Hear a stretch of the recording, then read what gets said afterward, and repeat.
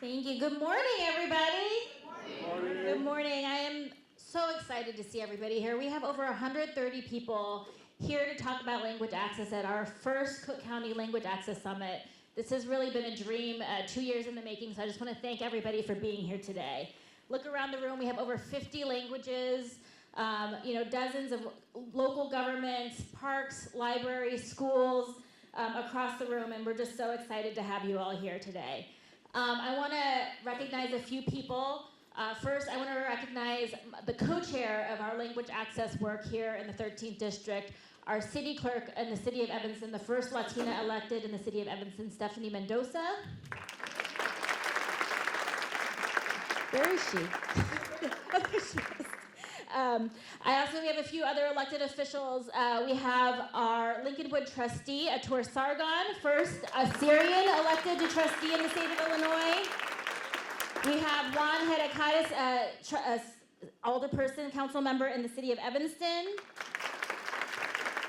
And I saw Ella Berry from the Skokie Library Board earlier today. And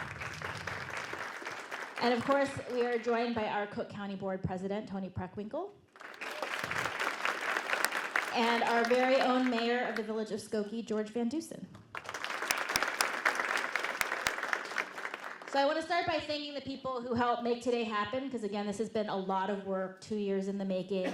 Again, my co-chair, city clerk, Stephanie Mendoza, and our summit planning group, we have Ali Tarch, from Trellis, Johanna Gerstenstein from Erie Health, Nancy Kim Phillips from Skokie Library, and Takumi Aseda from District 219. And I want to thank the folks who helped make those 2 videos that we opened with, Skokie Library for the welcome video, and District 219. Those are the family liaisons that work with our immigrant communities out of D219 High School. So all of our family liaisons from the video. And I want to thank my team. You can tell who they are because they look very stressed out. My Chief of Staff, Jamila McMillan. Our Deputy Director, Jared Davis. Our District Director, Michal Serge Schoenberg. She probably just looks like a blur. And our Communications Director, Yvonne Lay. So it took a lot of work, so thank you everybody who helped make today a success, and thank you everybody in advance for coming today, committing to language justice and language access, and the work that you're going to do moving forward. To provide an official welcome, to start us off today, we have our mayor of the village of Skokie, who happens to also teach here at Oakton College, our mayor, George Van Dusen.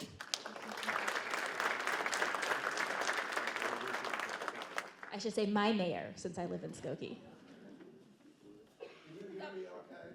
Come on, Mayor. Thanks,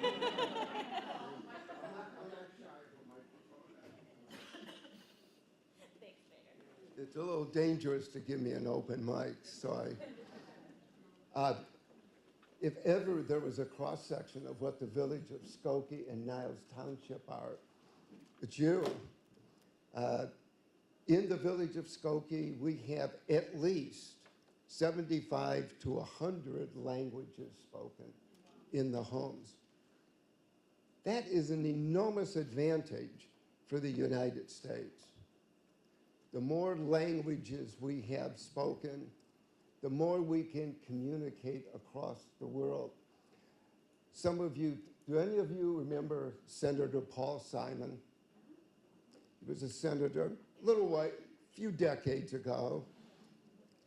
Forward-thinking, kind of an academic type. One of the things he always feared, and he proposed a ton of legislation in the U.S. Senate, was on encouraging the study of foreign languages, because his fear, and that of others in the country, was that we were not adept enough. And when we would open embassies and consulates in different places around the world, we did not have, from the United States, people who could speak the language naturally. And so various programs within the State Department were proposed. Little did he know that immigration would have solved that problem, which it did. Just look at that video. First, second generation men and women who have come to the United States to make us stronger. So we're the beneficiaries, and congratulations on the summit today. I wish you the very best. And my father once told me in a situation like this, be bright, be brief, and be gone. Thank you very much.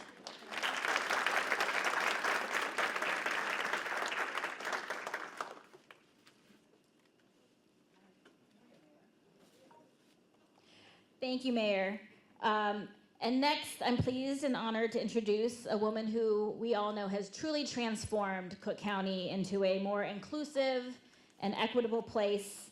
Under her leadership, Cook County passed its first language access policy, has expanded translation and interpretation, and been a true leader and partner with me since I've joined this board on language access, our very own Cook County Board President, Toni Preckwinkle.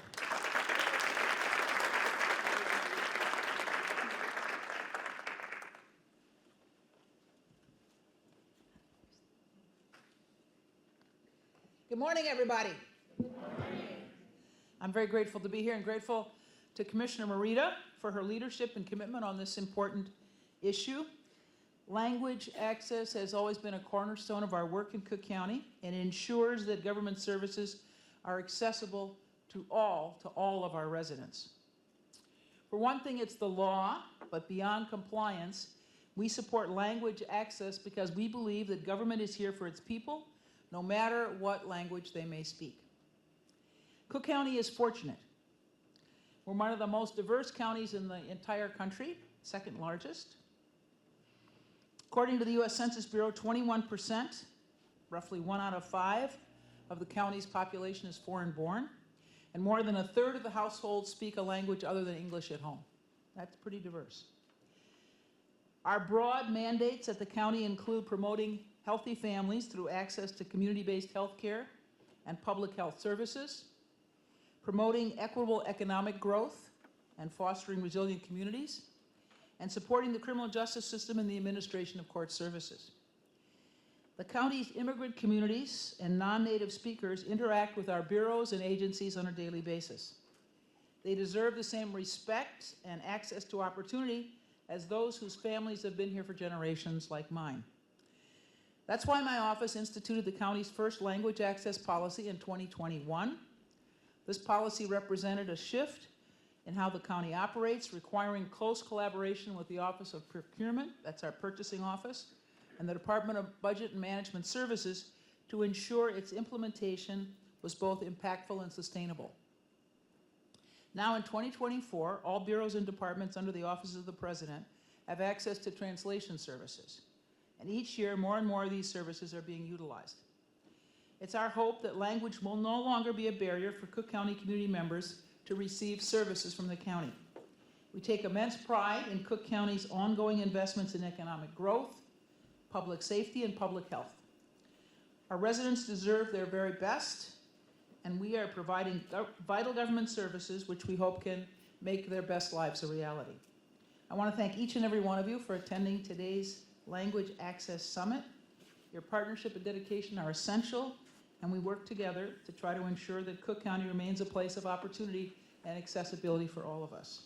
Thank you again to Commissioner Merida for her good work.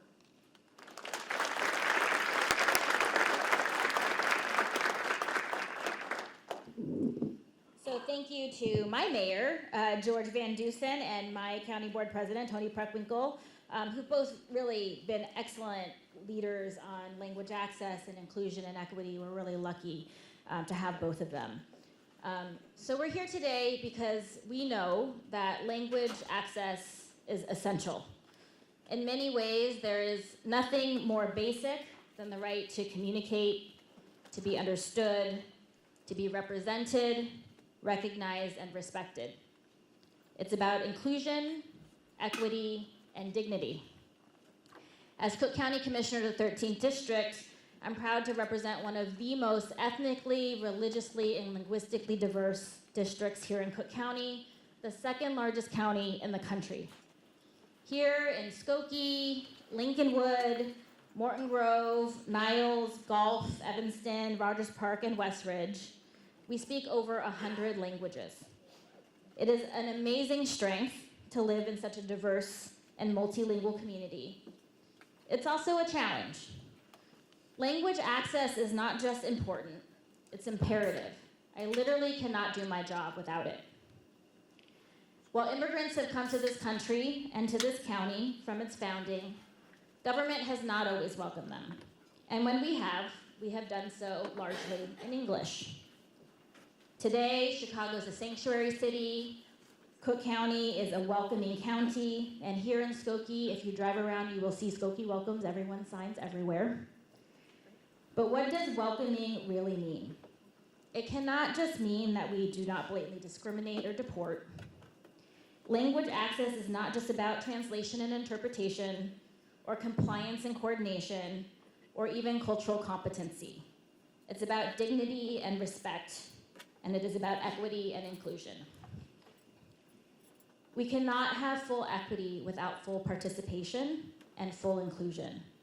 We cannot be the community and county that we want to be without language access. I personally am not an immigrant. I am 5th generation Japanese American and 6th generation Chinese American. English is my first language, but still stories of language access permeate through my family, and it remains personal to me as it is to many of you. And that's why we're here. I'm going to share 2 quick stories, one from my Chinese side and one from my Japanese side.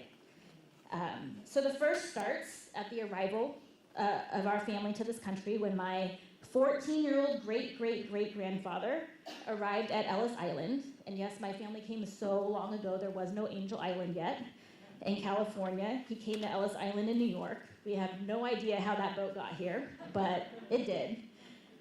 In China and many other countries, you give your family name first, and your given name second. So at immigration, he gave his name as Feng Wing. Feng being his family name, Wing being his first given name. So the immigration agent, not knowing, marks down Feng as his first name and Wing as his last name.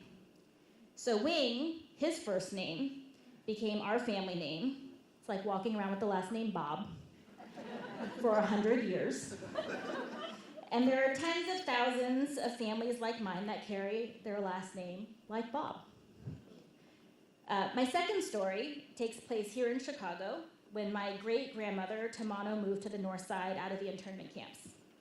She spoke no English, and organizations like the Japanese American Service Committee provided resettlement assistance in Japanese.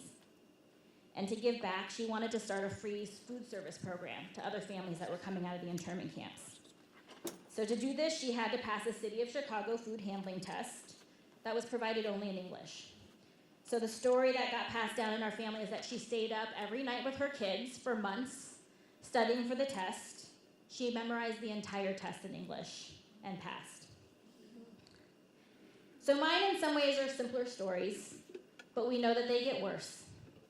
At Cook County, among many things, we run the court and jail system and the health and hospital system. Think of what the lack of language access, not being able to understand or communicate, can look like in those settings. Delayed or denied due process, HIPAA violations, and even life and death. When we as government and organizations don't provide language access, who does? Most often, it's a family member, usually their child. We've all seen this. Earlier this year, I spoke to a class at Niles North, and I asked the kids, how many of you have ever translated for your parents? And 2/3 of the room raised their hand. So imagine having your child find out that you have cancer before you do, and having to translate and tell you. I have a friend who worked at the state who literally had to divorce her own parents in court. She had to translate the divorce hearing and literally had to divorce her own parents. So denial of language access is often a silent form of discrimination. If you can't communicate, how can you complain? People suffer in silent isolation. They internalize the shame that it's their fault, that it's their responsibility to provide translation, their embarrassment, that it is a rite of passage of becoming American. The challenge of language access is a big one. If we're being honest, no one does language access well. Deputy Governor Ho and I joke it's just about who does it least terrible. No one has all the answers. No one has solved language access. So I want to start by recognizing that we are all here together to learn, to share challenges, best practices, and develop new strategies and plans to work together to provide the language access that our communities need and deserve. I also want to add that while there are many challenges and barriers, being multilingual is an asset and language access is an opportunity. Language skills are an asset, not a deficit. There's a high school in Texas where students graduate with a high school diploma and a translation certification. In many government and private sector jobs, including Cook County, language skills are not just preferred or required qualifications, they also receive bilingual pay, a bump in salary for being bilingual or multilingual. Language access can be a pipeline into jobs and leadership positions. Language access is also an opportunity. It gives us an opportunity for everyone to participate and develop their full human potential. It builds stronger communication, connection, and community, not just for those who don't speak English, but for those who don't speak a language other than English, for everyone. And not just for those trying to receive services, but for those going to school, starting businesses, teaching our children, raising our children, building communities, and advocating on issues, all facets of civic life. Language access provides a path to a more inclusive and equitable Cook County. So I'm a commissioner, but I'm also an organizer, so I have a few asks of everybody today. So number one, today we want you to find one person that you will connect with after today. Number two, we want you to learn one new thing and go back and share it with your organizations. Number three, we want you to identify one thing that you and your organization can do over the next year to advance language access. We have a menu of 17 strategies, I think, that we've compiled over talking to many of you over the last few years, that you can go back to your organization, discuss what is achievable, what is aspirational, and what you can do over the next year. And four, keep talking about language access all the time, everywhere you go. We have to continue to raise this issue in all the spaces that we're at. So again, we are so excited to have you here today. We know that we're not going to solve language access overnight. This will be generational work, but working together, we know that we'll make progress and that together we are more than the sum of our parts. So thank you all for coming today.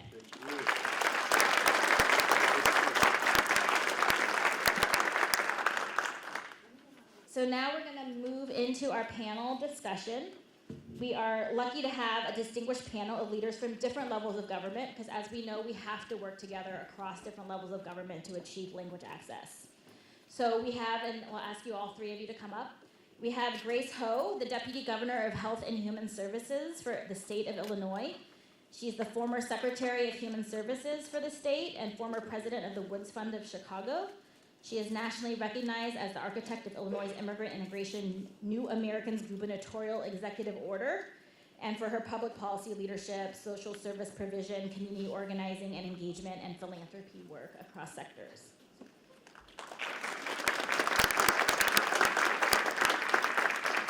We have Michael Self, who is the Deputy Chief of Staff for Diversity, Equity, Inclusion in the Office under the President here in Cook County. She's a seasoned social justice, diversity, equity, inclusion, and change management professional with over 20 years of experience, who now leads Cook County's DEI and language access work.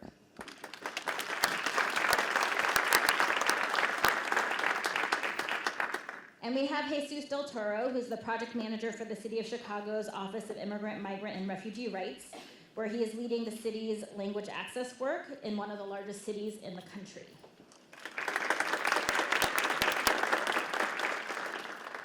So we're going to hop right in, and we're going to start with, what is your why, right? Because we don't do this work largely because we have to. You know, it's something that oftentimes is added as a responsibility on our jobs. But there is a why we do this. So why is language access personally important to you? Why is it important to your organization? And what would you say is the biggest challenge? And we'll start with Jesus.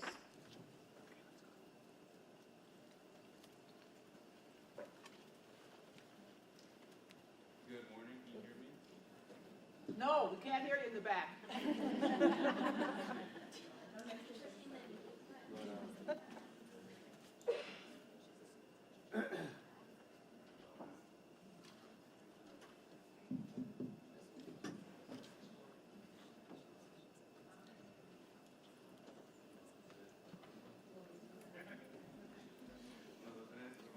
Can you hear me? Awesome. Well, good morning, buenos dias, good morning. Trying to get all my languages out today at the first. I don't know if there's been another Language Access Summit. I can't I remember think one. this is the first This might be ever. the first one. So shout out to Commissioner Morita for her leadership, to her team for bringing us together. My name is Jesus del Toro, project manager, and recently assigned as Language Access lead or coordinator. So wish me luck in this new role. For me, Language Access has been at the forefront of my family's mind from the beginning. Like the commissioner mentioned, I'm sure there's many of you who have had to play that role of an interpreter, a translator. I remember as a kid, first generation and the oldest, so there's that added responsibility of bringing you to the doctor's appointments, to the bank, you know, to translate documents. And so it's a real skill that you build. You mentioned, Commissioner, as well, the situations with being the doctor, and my mom is going through a similar medical situation, and so I've gone to the doctor visit with her now at this point, and she asked, they asked, right, do you need an interpreter? She said, no, I have my son here, and I said, no. You know, like, let's take advantage of Language Line and have folks who are experts. So it's a huge, weight off my shoulders, because it's also communicating heavy stuff to your family. And so I saw the power and the huge advantage of having those services to communicate at times very heavy things. And so at this role as a Language Access coordinator for the City of Chicago, it's under this new office called the Office of Mayor's Office of Immigrant and Migrant Refugee Rights, which is a new office. It was the first executive order by Mayor Johnson. And what's unique about this new change, you might have known it as the Office of New Americans, but what's explicit in that title change is rights. And I think that's when we see at other offices across the country, that is new. It's very unique. And with it comes, obviously, an internal and external advocacy. And so Language Access has been a struggle. I think it's true that no one really has it down. Even cities that have offices of Language Access, they continue to work at it. And so for us, it's really important to, especially the new arrivals mission, which has been a bulk of our work. The Deputy Governor understands that well. The challenges also with Language Access, with new populations coming into the city, and our office has been charged with taking the bulk of that work. I also I see lots of folks, at least a couple of folks from our New Americans Advisory Council here. Appreciate you being here in attendance. Those groups have also been critical in helping us understand the challenges that they're seeing on the ground in terms of Language Access, but also pushing the city to do better. One of our biggest challenges is compliance with the ordinance, and I think my role will be to set the foundation, making sure that our departments are fulfilling and submitting their Language Access plans, which seems like very basic, but that essentially, the ask is, what are you doing to prioritize Language Access in your everyday work, and what are the plans to improve? And so we're not there yet, so my role is to get us closer to that compliance. Hi, everyone. Hi, Grace. It's good to be here with our amazing panel and our commissioner, who we've gone way back. as I think about language access and the why, I share a similar story to Jesus as well as Josina, and probably many of you being the child of immigrant parents. So I absolutely have a personal why. And I think to piggyback on kind of being the messengers and the communicators for our parents, my parents actually did speak English. I think that they felt like there was a stigma with actually their accent. And I actually think that they were right. And so even though they spoke very fluently and could read and write, they didn't feel comfortable. And I could hear the exasperation of people on the other end of the line when they were talking to my parents, and so they would just hand me the phone. 25 years ago, I was, I can't believe it, the executive director of Chinese Mutual Aid Association, which was an organization that's still alive and well and thriving in Uptown in Chicago. We opened an office in the western suburbs, in Western Cook as well as DuPage County. And there was a growing number of Chinese and Chinese Americans in that community who were accessing hospital and healthcare services, and were relying primarily on their friends and families to help them with interpretation. And so we really leaned in, and actually, I think there's still a DuPage Language Access collaboration that exists from our work 25, yay, Either back there.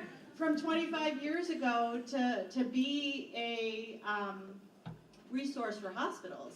Because what hospitals were saying at that time was like, we don't have a choice. And so we actually, as we always have to do, is we solved the problem, and we didn't give them the excuse of saying there's nothing else that we can do. I think that, one of the things that still kind of knocks around my brain as it relates to why, and Josina, some of you may know Dr. Ed Silverman, who passed away many years ago. He worked for the state, and he helped launch the refugee services in the state of Illinois. And what he said is that if you don't have culturally and linguistically appropriate healthcare interpretation, you are not providing healthcare, you are providing veterinary care.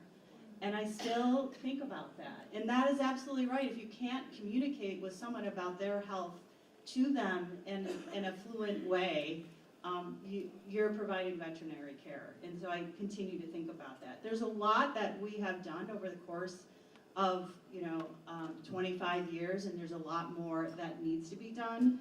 I'm excited to talk about opportunities and things that we've made progress on. The other why is that 10% of people in Illinois have limited English proficiency.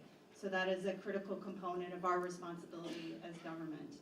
I think in terms of challenges, we're still, I think, in this place of like, it's a nice thing to do to have an interpreter, right? No, I think we need to continue to push, and it's convenings like this and leaders like Commissioner Marita that we need to say, no, it's a must do, not a nice thing to do. I think the other challenge that I have to name is that there's an increasingly polarized rhetoric and soon potential policies related to new arrivals. And a part of that is the resources we put towards making sure that they can live fully as new residents of our country.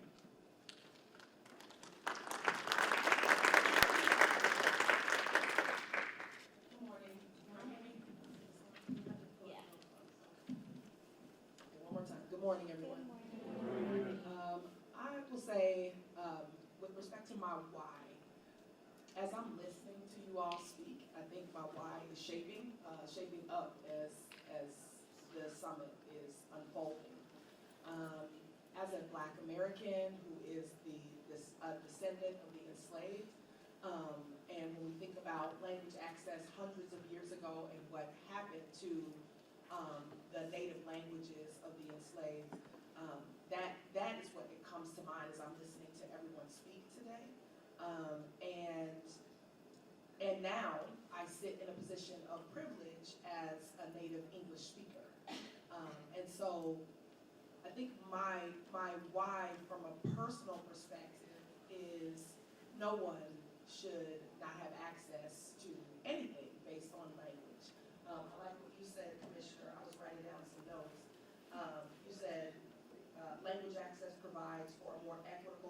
inclusive Cook County. And so as I've only been the Deputy Chief of Staff of Diversity, Equity, and Inclusion for 11 months. And so when I started last January, it was like language access, and there's a language access program. And I'm like, what's that? You know, that's not something I'm aware of with respect to diversity, equity, and inclusion. It's certainly was not something that was top of mind for me with respect to my interest and experience with this work. So there was a huge learning curve. And as I said, I'm still learning, listening to you all speak right now. And so I think that where we need to be is we need to look at language access as we need to look at equity and diversity and inclusion through the lens of language access. It's not an extra. And I think that that's kind of how we talk about it. And as we plan our events, it's like, oh, right, we need to make sure we have our materials translated. We need to make sure we have an interpreter. But I think that needs to be top of mind as opposed to an afterthought. I've certainly made mistakes in my 11 months, you know, putting things out where it was not accessible in every language. So I think we really want to dig a little bit deeper. So I think my why is again continuing to shape. But before I was listening to you all speak, I thought about and I speak about language access from the perspective of being a person navigating the county building. It's a big building. Half of it's the city, half of it's the county. You don't know where anything is. No one cares. You know, you're paying $1 million for parking when you get downtown. And the decision to come downtown, you're already annoyed, and now no one speaks your language. And so that was my original professional why. But really, again, in listening to you all's stories, I really think that it is essential with respect to equity and empathy. I think, again, as a Black American, my experience is, well, we had to speak, our languages were taken from us, and we have to speak English, so why can't you speak English? So I think when I hear about it in my personal life, it's more a perspective of resentment. And I don't think that that's right. I think we now do sit in a position of privilege and need to really focus on that. The challenge, I would say, is the size of Cook County. I think there are challenges with respect to funding. There are challenges with respect to priorities.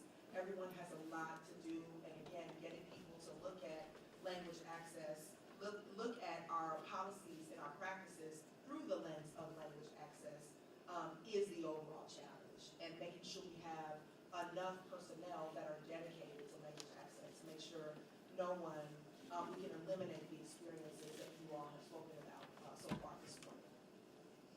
Thank you. Appreciate that. We're all learning, right? We're all figuring this out. I think if we all had the answers, this would be solved for at this point. So I'll start with you, Grace. What is a specific strategy, best practice, initiative that you can share around language access, and what is the difference that you see or hope to see from that? Yeah, I mean, the good thing about being old is that you can see how different policy decisions over time have worked or have not worked. Josina mentioned in the introduction that when the first time I was in government, I was Assistant Secretary at the Illinois Department of Human Services, and I worked with the governor's office then, this was in the 2000s, to launch the first ever state office of New Americans and the gubernatorial executive order. And one of the facets of that executive order was to require all the state agencies to develop language access plans. And I think the other kind of opportunity that we had at that time was that when you're doing something for the first time, any progress is amazing. And so one of the things that we really focused on, and this had been in existence previously, is to pay people extra, we call it bilingual pay in the state of Illinois, for being able to speak another language, which was wonderful. I think the challenge back then was that there was no fluency test. You could just fill out an application to say that you spoke another language and that you would be able to receive bilingual pay as long as that position required you to engage with people who spoke that language. So what was one of the first things we did? We had a fluency test. And we partnered actually with community-based organizations to help us implement those fluency tests. I think the other thing that we did at the Department of Human Services was ask our leaders who manage public-facing services to say, look at your data. How many people are coming into that office or that location that require language assistance? And so there were metrics tied to, the plans were to address the public-facing needs, what percentage will be addressed through bilingual staff. Number two, there are language lines. Even back then, it has been much improved. And the third is if you don't have a plan, you have to develop a plan. And so I think one of the other things that we learned during that process, and we are going to be revisiting that model, is that different state agencies were learning from each other. There's no point in having the Department of Human Services and the Healthcare and Family Services or Children and Family Services develop their own plans in a silo. And there are opportunities for learning, cross-pollination, and actually developing a more comprehensive plan, which I know Commissioner Morita also wants to advance on, so that we're actually leveraging and using precious government resources in the most efficient way. There's a lot to talk about as it relates to the work that's happening over the decades. Before I turn it over to Jesus, it's important to recognize that the state actually has been relying on community-based organizations and community leaders in not only language interpretation and translation, but outreach.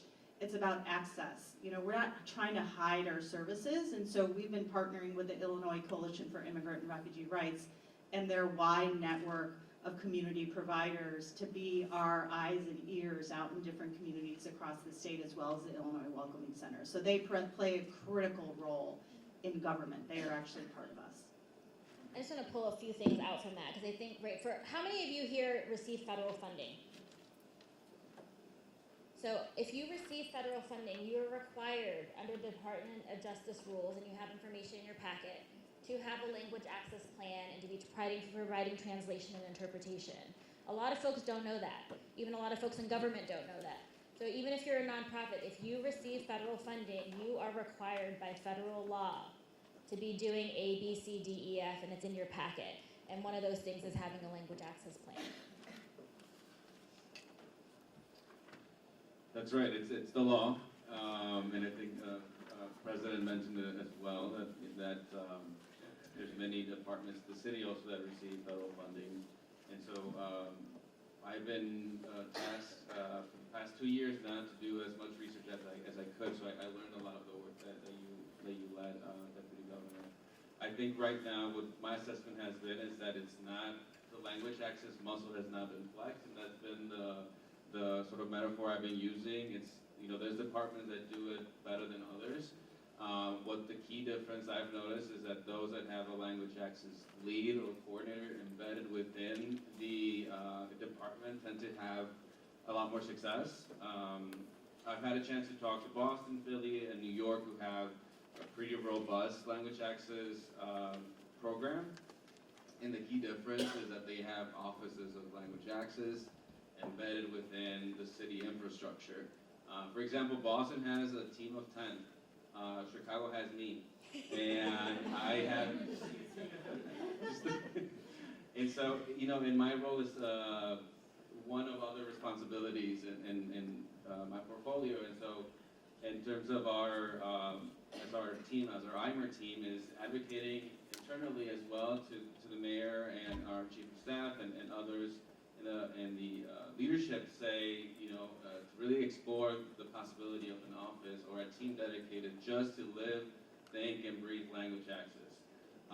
And so we see that in those offices, they have the basics and the foundation down. Now they're thinking about creating a pipeline of potential interpreters, right? And tapping into the youth who have those skills but may not see language or interpretation and translation as a potential career. So we see the sort of the wide gap when we chat with other cities. For now, my goal is to be able to identify all those language access leads in each department and to begin to have that regular communication with them. That hasn't happened in many years. We have over, at least according to the latest ACS data, about 14% of Chicago's population are identified as LEP residents or limited English proficiency residents. So there's a ton of work to do. Looking ahead, we are considering how to bring language access into city council, into the public meetings, right? Because that's what we've seen also in some of this community tension, that on both sides, folks are not understanding what they're saying. And so there's now real movement on how to bring interpretation into public meetings. We do a relatively good job in terms of bringing in interpretation to community events, but what we see is either at times what it's been a challenge is interpreters maybe not showing up, right? And so then you have people who are coming expecting those services, and then they're not there, and there's a sort of broken of trust there.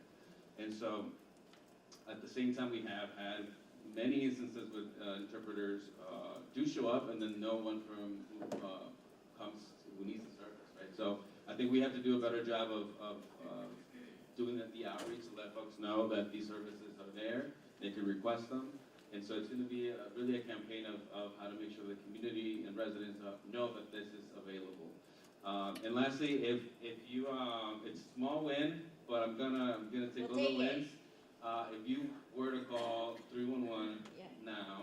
now there's an option to select. It prompts you to select a number for Spanish, right? And it's just one language, but I think that's going to build a momentum to then look at 211 and see what languages that they're covering, which they have plentiful.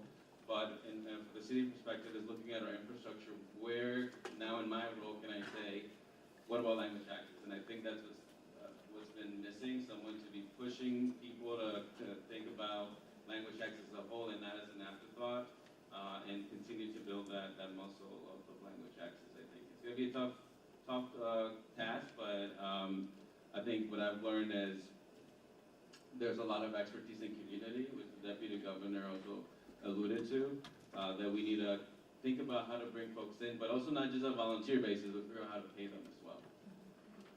We actually started asking when people sign up for public comment if they speak another language or need a translator.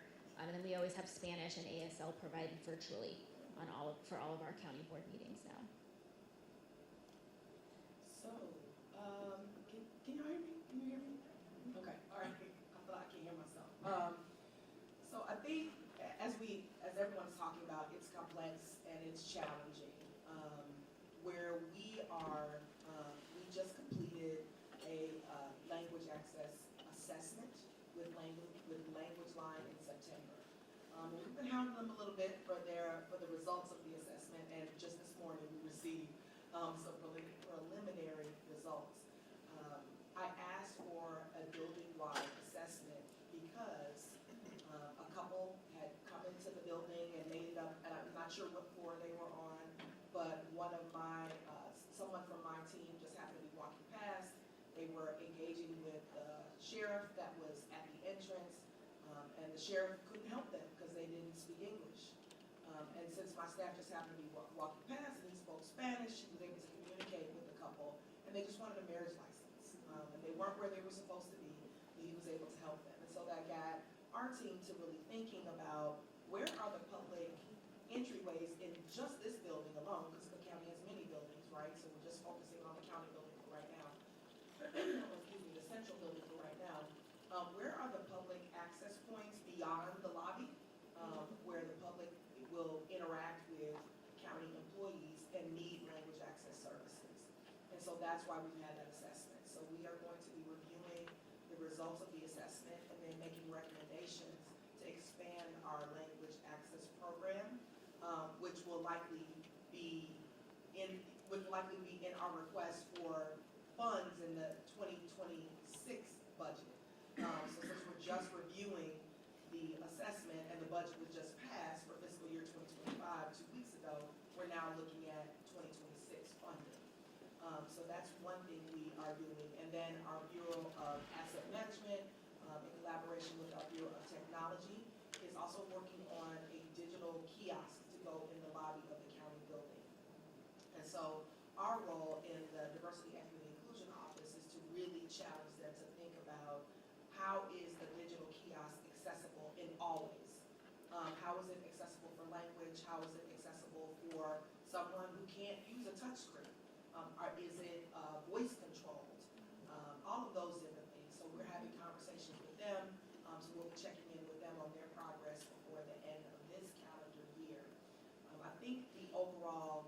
point and the direction we want to go and our vision is to make sure that multilingual access is something that is not an afterthought and is something that we're thinking about, excuse me, in alignment with all of our diversity, equity, and inclusion efforts. To that end, I am in the process of hiring a community engagement manager, and that person will be responsible for our language access program, but as you said, it's embedded in a lot of other responsibilities. But I do believe language access is a part of our community engagement. It needs to be embedded within our strategy. So once that person is onboarded, we'll have a more dedicated person focused on language access and making sure that they are communicating with all of the language access liaisons within the commissioners' teams and the bureaus and departments as well, to make sure that folks know that we do have this service. And I think, as you mentioned as well, people don't necessarily know, or when we do get it right, no one is there to use the services, or when we don't get it right, the interpreter may not have shown up. So we want to make sure that, the system is running as it should all the time, because I don't hear about language access until it's an issue. So we want to make sure that it's running as it should, and we want to expand it. It's exciting. One other thing that we're working on, to Michael's point, that the point of entry when you come into the county building, if you've come into the county building, is the sheriff's kiosk. And so we're working in partnership now with the sheriff to implement these things that are called I Speak cards. So on one side of the card, in 50 different languages, it'll say "Yo hablo español," and it'll have directions in Spanish on how to find different offices or services in the county building. They carry it with them in the building. And when they get to the service kiosk, they hand it to the employee, and on the other side in English, it says this person speaks Spanish, Urdu, Hindi, and in English it says, that you cannot deny or delay service, and here's the language line number for that particular language to call to be able to help that person. So I think it's a lot of times just figuring out how do people experiencing our offices, how are they experiencing our buildings, so that they're not wandering around the building figuring out where to get a marriage license. And so bridging that gap, because it's both providing support for the folks who are multilingual, it's also providing support for our staff who sometimes are monolingual, to be able to know what is available to them, to be able to help folks. So we know these are some things that we're working on now. We're getting there. We know we're not there yet. So for each of you, what's next? What is your language access vision or goal? What would achieving language access look like? To get us started here, my vision, and I think Chicago's vision as well, is to create an environment where language is never a barrier to access services or participate in civic life. I had the privilege to live in other countries. I lived in Germany when I was 16, and right off the bat, you arrive to the airport and you hear many languages, right? Signage in many different languages. Even taking the train, the instructions are in different languages. And obviously, Europe has, there's folks who are multilingual, and it's a different culture. But I think that's what, as a global city and a world-class city, is, think about that as our vision in every facet of our work. Not only, obviously for our residents, but also for our tourists. I think that'll, continue to elevate our status as a world-class city. So, in that lens, I think that's, my vision for the city, to have these services accessible in all languages. For now, we're doing what we can control, at least in my position, like looking at our city website, what languages do we provide, and there's no reason why we're only providing. At one point, it was only the 5, right, which are the core languages. There's cities who provide all 249 languages that Google Translate will give you. And I figured, hey, why don't we do the same, right? They're small changes, but they could potentially at least give folks understanding of what services are available on our city website. But ultimately, we're kind of thinking about how to use AI, right? I think there's sort of a little bit of uneasiness with artificial intelligence, but what I've experienced is that it's quick, and it's gotten extremely, extremely good. I remember using Google Translate 10 years ago in high school, and it sucked. It was not good, and as a native speaker, you could see the weaknesses, and I've used it now just to test them out and also to help me with a couple of works that I have to do. And then you can see the improvement. So there's a lot to think about in terms of how to incorporate those sort of future technologies that are here now, but will get better, and the overall plan to create just a more efficient experience for folks. So that conversation is coming up, right? And folks in the city council have brought it up. So it's definitely gaining momentum. I think we just don't know how that fully will look like. We know that the companies like Language Line, which is our current provider, are using it, right? And so they are definitely taking advantage of the strengths. And I mean, it's sort of, you know, there is questions about what that looks like for the actual interpreter, right? If there's like, I know those pictures are real, but there's definitely a conversation about what it would look like for a city government to implement those technologies. So looking ahead, that's something long-term, but in the immediate is getting us to compliance with the ordinance is our priority. You brought up that Google Translate bar. One small thing that we've been trying to do and coordinate across different levels is just to always have it in the same place on the websites in government. So right now we all kind of have a general agreement it's going to be in the upper right-hand corner. And we always also just double check it in a few websites when you click through on a phone versus desktop, it gets buried. So that's another thing, just making sure that it's one click away, upper right-hand corner. Just trying to create some standards. So I think a couple immediate things is we worked with the Illinois leaders of the Illinois General Assembly. The Language Access and Equity Act was passed this past spring. Our director for the Governor's Office of New Americans, I think is here, Isabella Hurtado, is leading that. She's in the back waving modestly. We are going to be relaunching the Governor's Office of New Americans, working really closely with the Illinois Department of Human Services to bring our code agencies back together who have submitted language access plans, but we want to obviously review them and make them stronger and more robust. I would just ditto everything that Jesus just said as it relates to what is the next generation of artificial intelligence that can be actually used and leveraged in a positive way to address language access issues.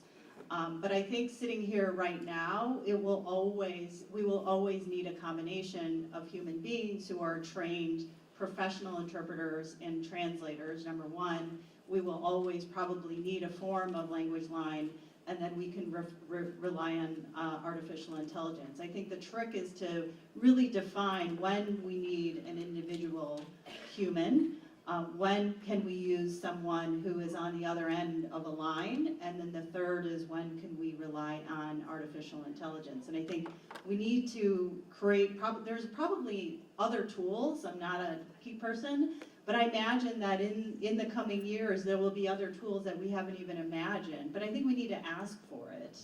I don't like to often say government needs to learn from the private sector, but I think private sector customer service, they have prioritized being able to reach out to their market in a variety of languages. I think there are some things that we can learn from them. A lot of companies rely on a global workforce. And what would that look like? So I think, you know, what is the right prescription for different services that government provides, and we need to be intentional about developing that menu. I think we need to take cues from other tools and resources that aren't related to language access. Commissioner, you were talking about having the language access button in the same place and making sure it goes from one page on the website to the next. Domestic violence organizations have that down. There's that escape button on domestic violence websites where, you know, if you're looking up resources and you're scared that your abuser is coming, you can click the button and it'll shut the website down immediately. So why can't we use that? You know, we use that model for the language access button on websites. So I think part of that is we need to take what's already out there and figure out how we repurpose it for language accessibility. As you were talking, Deputy Governor, and as I was looking at the questions and talking about language access, because you know AI and phones and everything is listening, right? And I'm a TikToker, and so there is something on TikTok that keeps coming up that you can put in your ear and communicate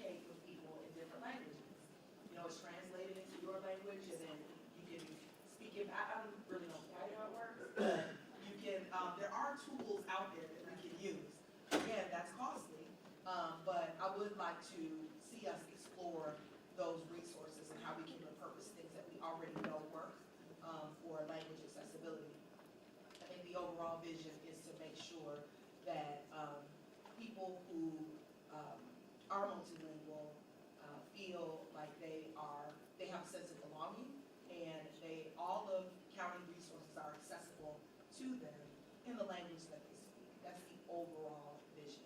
And again, I spoke about expanding our language access program by making sure that county residents know that it's available, and making sure that we are intentional when we are having public meetings, when we are doing community engagement, when we need to translate materials, making sure it is not an afterthought, and making sure our staff are knowledgeable about our language access resources. And Commissioner spoke briefly about the iSpeak cards.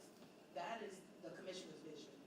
She's worked very hard to make sure that that is something that we will be implementing at the Sheriff's Kiosk in early 2025.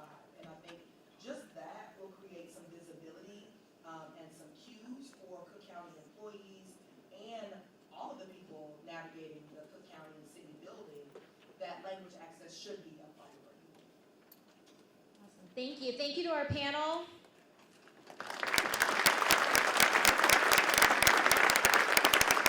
We're lucky to have folks on different levels of government who are working on language access and working together with us to make it happen. So we're going to go into our breakouts in a minute. Today really is a working day. Again, we really want you all to have time to talk, share lessons, challenges. So we're not going to do the traditional, you go to your small group and come back, because let's be frank, we all go to those conferences, you come back and it's not really, you just rather use your time to talk. So that's what we're going to do today. Do people remember my 4 asks? Meet someone. Meet somebody. Learn something new and go back and share it with your organization. Keep talking about language access. And figure out one thing that you think that your organization can do in the next year around language access. So please keep those 4 things top of mind.